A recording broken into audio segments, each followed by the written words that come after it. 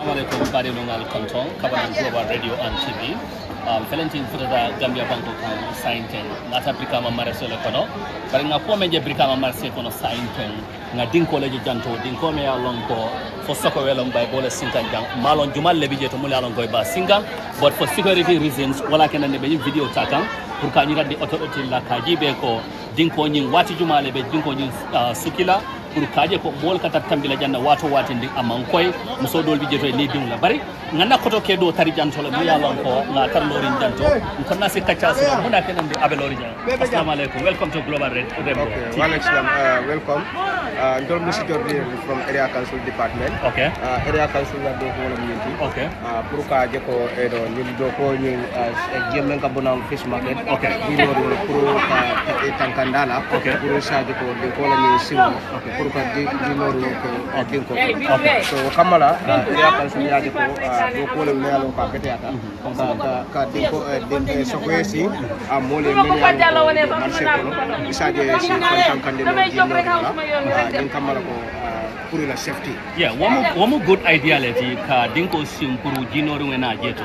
but yamira be tenya maintain ning atare ko security mantari janta manko because barasela kono mo si abata jantol mela lon ko katamije mo si boy no akodo albe mum mesos le ta kam pour kaje ko mo kana boy jindi ko kono okay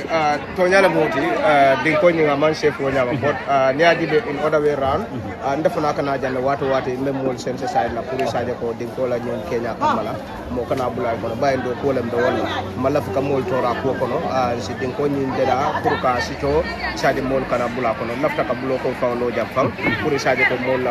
tanko kamala saje kana bula dinko ni kono nyam ale ni dinko ni kabira sin anim bitema ay karjol leki janto no amang karo fawsi amang karo just 2-3 days just 2-3 days but ila mira loto wati jumalal ba complete la because obviously jang mol katambi janna wato na ko ni meta dal asikeno fende me alon ko fensi ka da binde ko nyalam kay ko nyalam bari na jibe ba ke dro la boss ay même fo wala ni di komen ko do ko ni tamela imagine fang ko ni start kenyo ni start kala ka do ko ni ka samba nyame abita ko ka nyamale adunga lon ko na boss parita ko kamale pour ka do ko ni ke imagine kulun ko fa last week nga kenyo ko silo deda pour me si dunno ka dunna fish market ko pour do ko ni si solo ya no nyam wala na la pour nga do ko ni ka nyanta kala nyame mba tambata wala nyama sa intenti na mole ko so workers day wala na bi mo jama man na lo kana do ko bari ni aji de maybe baji ko sama next week wol monday nyolo baji ko jambe be do ko na inshallah bon yamere ko janning jambe do ko ay slapo la sando atal sumune keno pour kaje ko because nyanda safety measures kala jantole ita bi jantole yeah that's a good idea but na le fentale amuru dinina waranda le safety tape fanan kije to be kala fenna do mi alon ka asi mol mako e nyaaje me nyim fola ran pour mel alon ko be marché to janto musol ni diwni pour la security kaje ko dinko ni kana duy ko no be wona ko to nyala moti wokuma da bakale bari